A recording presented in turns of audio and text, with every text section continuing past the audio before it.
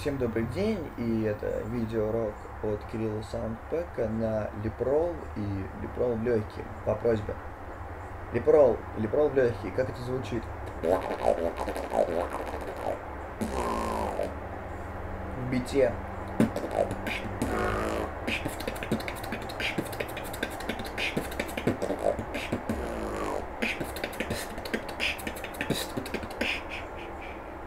Как это делается? Липрол обычно состоит из двух звуков. Первый — это рипсовская гудь, сделанная боком. И в таком же положении рта звук в себя. Может долго не получаться второй звук,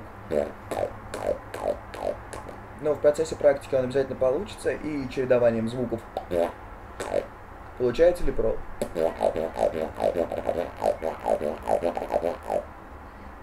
Липрол в легкие. Берете звук и в таком же положении рта пытаетесь растянуть его в легкие, а не только в полость рта, чтобы получилось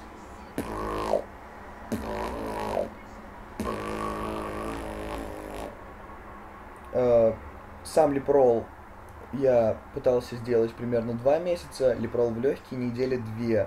Так что, если у вас не получается сразу, это нормально. Практикуйтесь, не бросайте битбокс никогда, и все будет